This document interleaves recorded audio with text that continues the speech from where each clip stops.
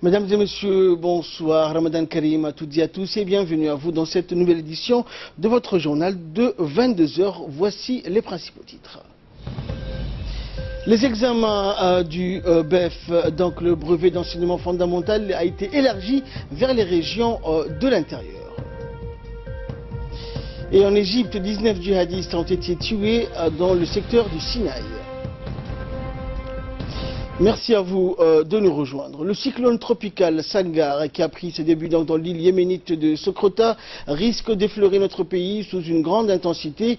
Et le cyclone donc est actuellement de catégorie 1 avec des vents maximales allant de 50 à 70 km/h et sévit dans le golfe d'Aden et risque de toucher le Yémen et les côtes somaliennes. Pour notre pays, il y avait donc une crainte au début dans les premières heures, mais actuellement les météorologues ont émis un second avis pour préciser que le risque est écarté.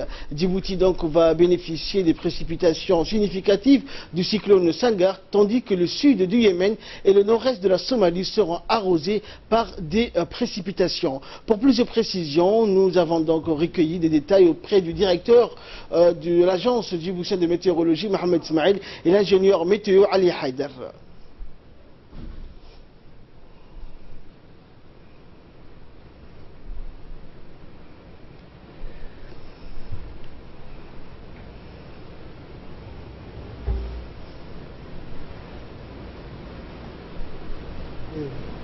Il veut voyager, il veut naviguer dans la mer, mais il ne peut pas s'éloigner un peu parce qu'on ne sait jamais s'il y a un coup de vent qui va les pousser les bateaux et tout ça. Mais autrement dit, aux alentours, au barrage et tout ça, il n'y a pas de problème.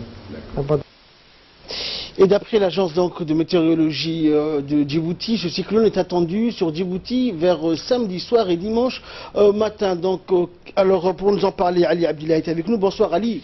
Bonsoir. Alors qu'est-ce que les cyclones Sangar et quels sont ces risques pour la République de Djibouti, Ali? Eh bien donc un cyclone, il faut le dire, est accompagné généralement d'une inondation qui est une submersion temporaire naturelle. Ce terme est fréquemment utilisé pour décrire le débordement d'un cours d'eau en crue puis décrue sur le terrain voisin. Le ruissellement, donc très important, soit sur des terres cultivées, soit en zone imperméable urbanisée. Le débordement ou les conséquences de la rupture d'ouvrage est également un point à signaler. L'inondation est un des principaux risques naturels. Les dégâts, vous l'avez demandé, d'une inondation sont parfois des dégâts matériels, mais on dénombre également des fois des pertes humaines dans des fortes précipitations. Donc ce qui ne sera pas le cas avec ce cyclone qui s'annonce donc dans le golfe d'Aden, notamment au sud du Yémen et dans le nord-ouest donc de la Somalie. Effectivement, effectivement. Merci Ali. Et nous entamons donc cette visite d'un groupe de jeunes élèves au Parlement djiboutien donc qui organise des journées portes ouvertes. Et après les jeunes à besoins spécifiques, l'occasion donc a été offerte de comprendre donc le rôle des législateurs, mais également de comprendre le fonctionnement des différentes commissions et de découvrir bien sûr les lieux. Ils ont pu en outre donc discuter avec les parlementaires de l'hémicycle et le président de l'Assemblée nationale, Mohamed Ali Ahmed, s'est plié donc au jeu et beaucoup échangé avec ces jeunes. Il a notamment répondu à toutes les questions et interrogations portant donc sur le fonctionnement de l'institution. Visite donc à Djibouti du vice-ministre japonais des Affaires étrangères. C'est le ministre des Affaires étrangères et porte-parole du gouvernement, Mohamed Ali Youssouf, qui a reçu hier après-midi le vice-ministre japonais des Affaires étrangères, Sotochi Suzuki. L'entrevue entre les deux hauts responsables ont porté notamment sur les relations d'amitié et de coopération entre les deux pays, les voies et les moyens de les développer, ainsi que d'autres sujets comme la lutte contre la piraterie maritime, l'extrémisme et le rôle donc des forces d'autodéfense japonaises à Djibouti. La situation donc au Yémen et en Somalie donc ont également été évoquées. Et le vice-ministre japonais des Affaires étrangères, Sotochi Suzuki, s'est également entretenu avec le ministre de la Défense chargé de relations avec le Parlement, Ali Hassan Bahdon. Ali Hassan Bahdan, donc le vice-ministre, était accompagné par l'ambassadeur du Japon en République de Djibouti, l'attaché militaire de l'ambassade et le commandant de la base japonaise. Les relations de coopération dans le domaine militaire entre les deux pays ont été évoquées à cette occasion. Le vice-ministre japonais des Affaires étrangères, Satoshi Suzuki, a exprimé ses chaleureux remerciements au ministre de la Défense, Ali Hassan Bahdan, pour l'accueil et l'hospitalité que les autorités et le peuple de Djibouti ont réservé donc au détachement des forces japonaises d'autodéfense qui sont déployées à Djibouti dans le cadre de la mission de lutte contre la piraterie au large des côtes somaliennes. Et toujours en nouvelle nationale, le ministère des Finances, en collaboration avec la Banque mondiale et le ministère de l'Habitat, ont organisé donc une réunion portant sur la stratégie mise en place pour le projet national Zéro Bidonville. Ce programme audacieux va intégrer de résorption de l'habitat précaire et permettra d'en finir avec les bidonvilles dans la capitale en améliorant durablement les conditions de vie urbaines et de répondre de manière appropriée aux besoins de logements décents pour tous les Djiboutiens. Ce programme donc va régulariser ce qui est informel. Sa mise en exécution se fera concrètement par le réaménagement des anciens quartiers périphériques.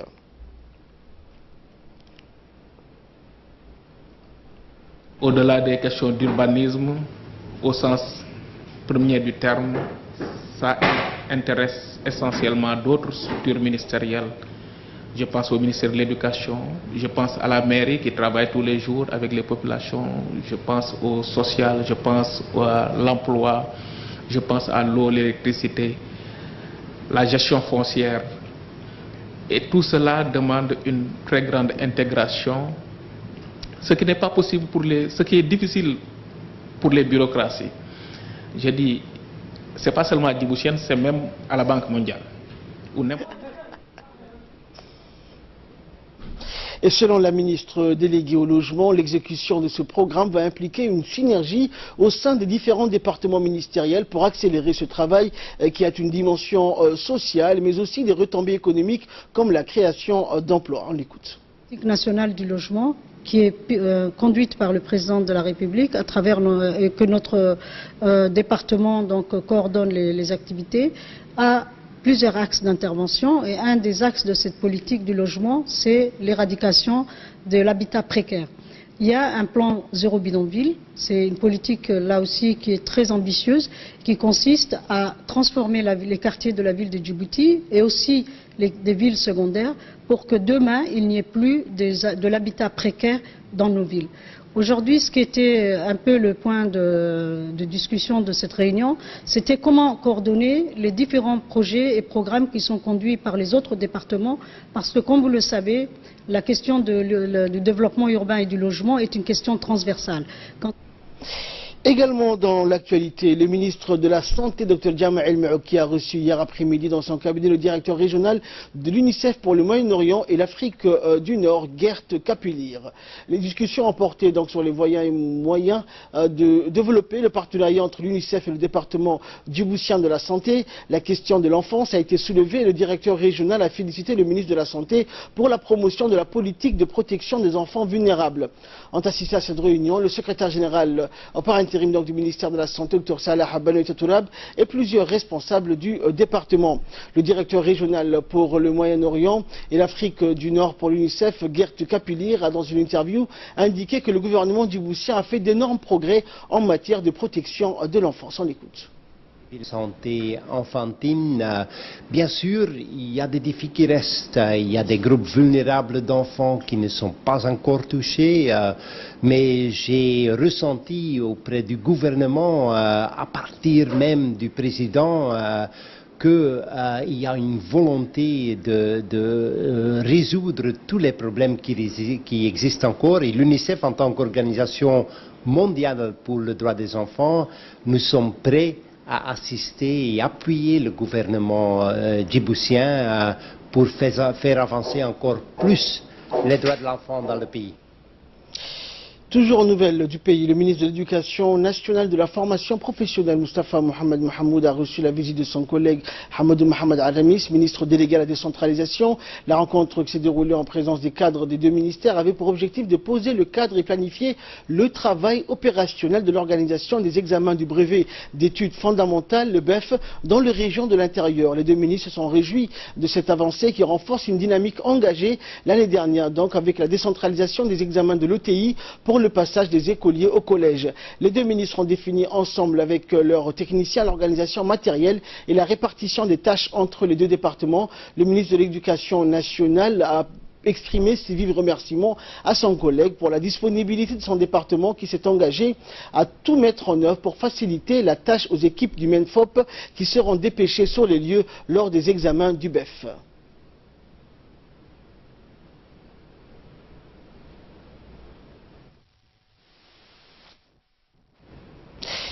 Le ministre des Affaires musulmanes, de la Culture et des Biens Warf, Moumin Hassan Barre, a procédé donc ce matin au Palais du Peuple à l'ouverture de la réunion consacrée à la restitution préliminaire du rapport de la mission d'experts internationaux relatifs au projet des archives nationales. Ont assisté à cette rencontre les hauts cadres de l'administration publique. Le ministre a souligné dans son intervention donc l'importance que les archives nationales dans l'évolution institutionnelle du pays et la conservation de la mémoire collective de la nation djiboutienne. Il a rappelé que ce projet fait partie des grands projets lancés par le président de la République pour réaliser les objectifs de développement intégré de notre pays. Et selon le ministre, la réunion entre les experts internationaux et les responsables administratifs permettra de susciter une prise de conscience quant à la gestion des archives de l'administration publique, a-t-il dit.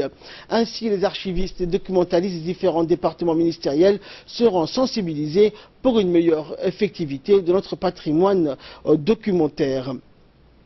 Et sur ce plan, les experts donc ont fait leur exposé pour donner plus d'explications sur les meilleures méthodes à appliquer en matière de classement et de conservation des archives. Et en conclusion, le ministre a souhaité que cette réunion puisse aboutir sur des pistes pratiques en vue de formuler des recommandations adaptées pour conserver et classer nos archives nationales.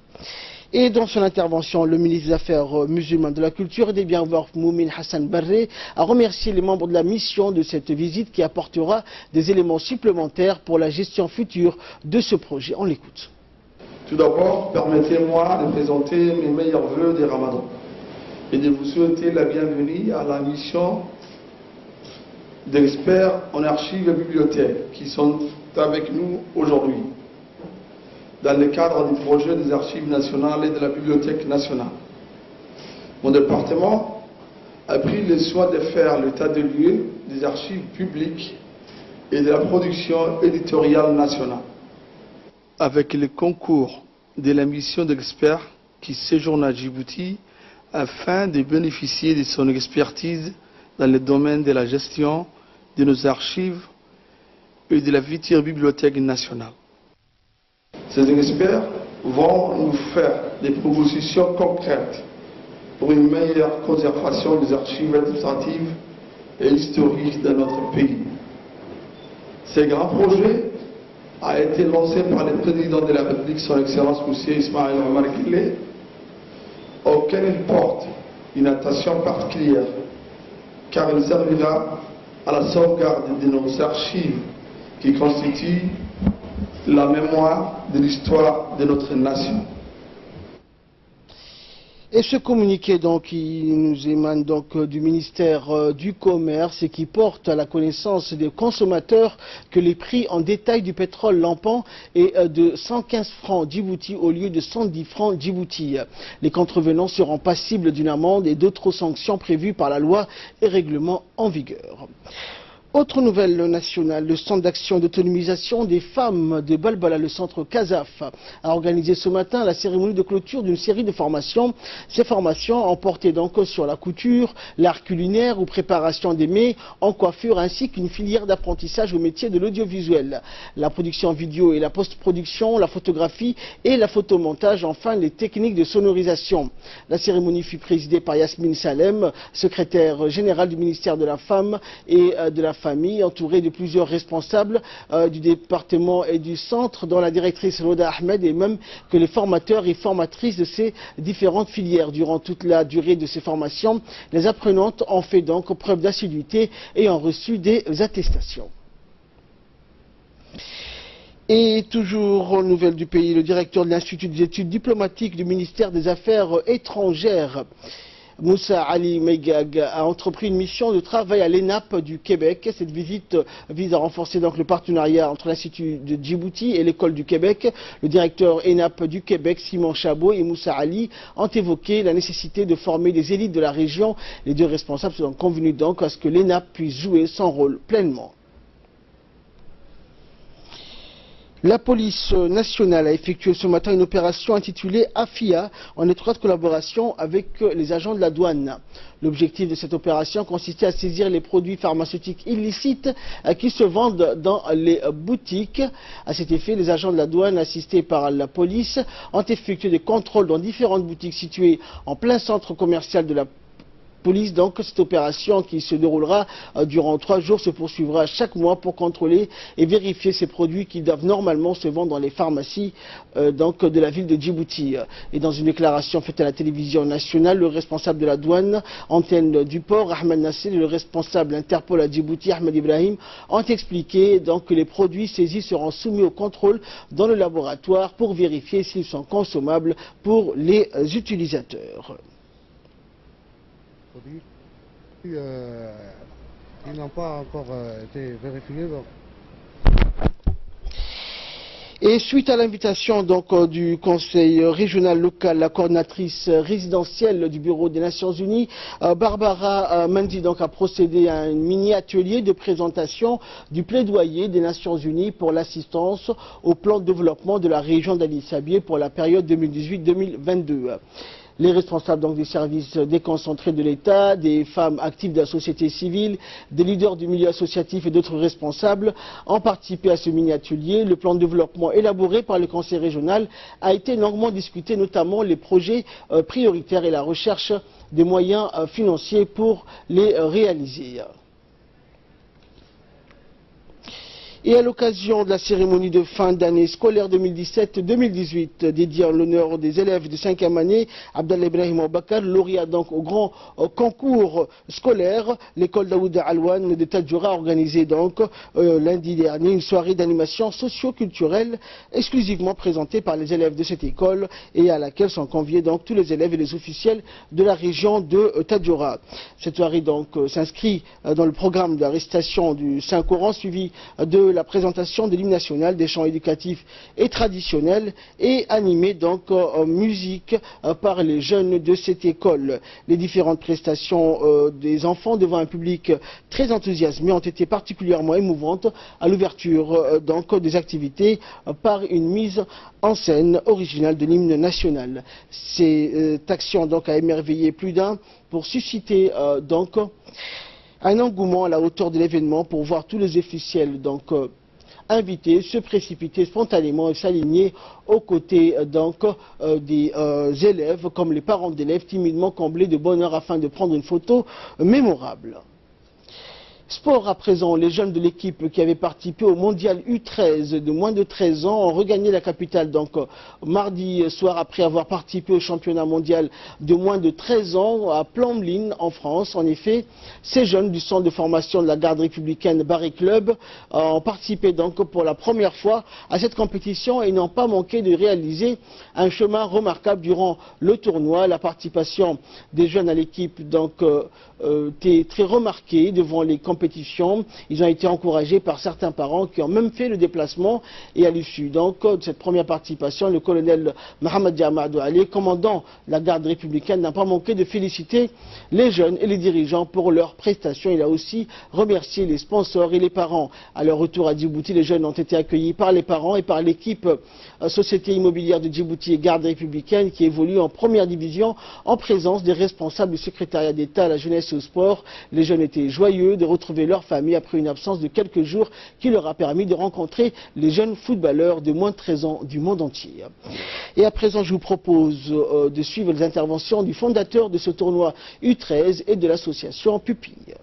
Un événement exceptionnel pour nous et j'espère aussi pour les enfants parce qu'ils vont profiter de 4 jours de tournoi pour être confrontés à des équipes de haut niveau et ce sera, je crois, une excellente expérience pour eux. Je suis le premier président du Mondial Pupille en 1986 et donc le tournoi existe depuis 33 ans et cette année on est vraiment ravis d'avoir l'équipe de Djibouti au tournoi du Mondial. En plus, ils ont des bons résultats et les gamins se débrouillent très bien. Au fur et à mesure des années, on a réussi à faire un tournoi européen qui est d'ailleurs référencé et UEFA et FIFA. Et donc, l'équipe de Djibouti, c'est une première pour nous puisqu'on ne les a jamais eus. Et on est très heureux de les recevoir, bien sûr, pendant les 4 jours dans la Cornouaille bretonne. Et dans le cadre de l'activité sportive, la Fédération djiboutienne de football a organisé une cérémonie de clôture du championnat national au Stade Gouled pour la seconde et troisième division. Pour la première finale, donc, a opposé les deux équipes finalistes de deuxième division, à savoir l'équipe du Hadjidji Mairie de Djibouti contre le CDC du quartier 7. L'équipe de jeunes Diago Mairie a battu donc sur un score sévère de 7 buts à 1 l'équipe du CDC du quartier 7. Les deux formations donc qualifiées pour la division 1. Équipe champion donc John Diago et le vice-champion l'équipe de Hayablé. La deuxième finale et la troisième division a opposé l'équipe de SDVK 2 et l'Institut Saoudien. La victoire donc du match en troisième division est revenue donc à l'équipe de l'Institut Saoudien sur un score de 5 buts à 0 et cassé par ailleurs par l'équipe vainqueur de la troisième division qui est qualifiée pour la deuxième division. Les équipes vainqueurs Institut Saoudien et le vice-champion qui a remporté la deuxième place.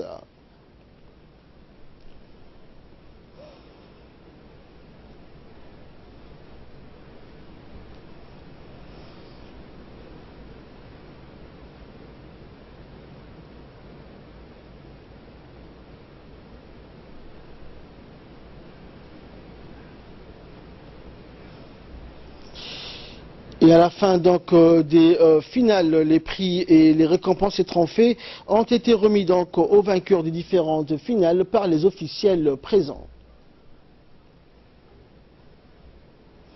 Sport toujours, cette fois-ci athlétisme. L'association Avenir pour l'Espoir du quartier Djebel a organisé donc vendredi dernier devant l'école d'Ambouli 1 la 11e édition de la course de la paix dédiée cette année à la participation de la femme djiboutienne au développement de notre pays et à son émergence dans la sphère politique. Cette rencontre sportive a pu voir donc le jour grâce à l'appui de nombreux partenaires, parmi lesquels le ministère de l'Éducation nationale et la mairie de la ville de Djibouti. Pas moins de 200 jeunes repartis en 4 catégories, minimes filles et garçons, cadets et juniors garçons ont concouru lors de cette compétition. Il convient de souligner au passage qu'en marge de la cérémonie de remise de médailles aux vainqueurs de la course, l'association APE a décerné des prix exceptionnels à 3 mères de famille qui ont participé à leur manière au développement socio-économique du quartier Djebel. Et parmi les officiels qui ont pris part à cet événement sportif, l'on peut citer le président de la commune de Boulaos, Mohamed Omar Ismail, le député Ibrahim Ahmed, le membre du bureau exécutif du RPP Hussein Idriss Gouled et le président de l'association Mustafa Hassan Ahmed. Et à l'issue de la cérémonie donc de remise de médailles aux vainqueurs de la course, plusieurs personnalités se sont succédées au micro pour saluer le succès de cette manifestation sportive.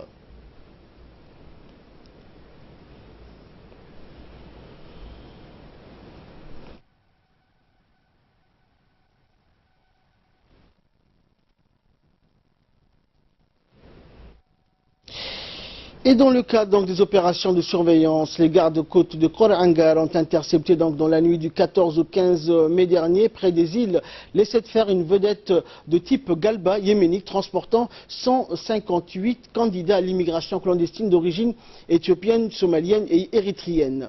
Ils étaient 120 Éthiopiens et 38 Somaliens, dont 26 femmes. L'intervention des gardes-côtes a permis de secourir ces immigrants et de sauver leur vie d'un probable naufrage en pleine mer. L'enquête concernant donc cette interpellation a été confiée à la brigade de recherche, d'investigation et des affaires judiciaires des gardes-côtes et les individus responsables seront traduits en justice.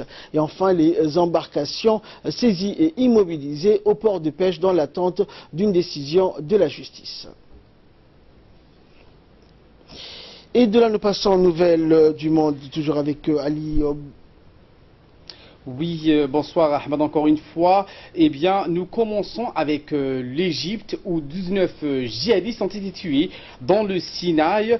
19 djihadistes ont été tués dans le Sinaï égyptien au cours des derniers jours dans le cadre d'une vaste opération antiterroriste lancée en février. C'est ce qu'a annoncé donc jeudi l'armée égyptienne. 19 takfiri, terme utilisé en général pour désigner les groupes djihadistes ou islamistes radicaux, ont été tués lors des échanges de tirs avec les forces armées et de sécurité dans le centre du Sinaï, selon ce communiqué de l'armée. Fin novembre, le président Abdel Fattah al-Sisi Ahmad est réélu à plus de 97% en avril. Il avait été donné donc 3 mois à ses forces de sécurité pour rétablir la sécurité dans le Sinaï, un délai depuis prolongé. Et nous poursuivons avec du foot où donc le Gianluigi Buffon, le gardien, le portier historique de la Juventus du Turin, le gardien italien champion du monde avec la Squadra Azzurra en 2006, a annoncé lors d'une conférence de presse qu'il disputera samedi son dernier match avec la Juve. L'historique gardien de la Juventus, Gianluigi Buffon, a annoncé jeudi qu'il quittait le club turinois après 17 saisons à l'issue d'un dernier match face au Hellas Vérone. Samedi, ça sera mon dernier match, c'est ce qu'a annoncé le portier italien. Finir cette aventure avec 2 nouvelles victoires en championnat et en Coupe d'Italie était important, a déclaré Gianluigi Buffon, âgé de 40 ans, lors de cette même conférence de presse. Selon la presse sportive italienne, Buffon aurait été contacté par des clubs de haut niveau comme Liverpool, le Real Madrid ou le Paris Saint-Germain. Merci Ali pour toutes ces précisions. Merci également à vous de nous avoir suivis. C'est la fin de ce journal. Excellente soirée sur Télé Djibouti.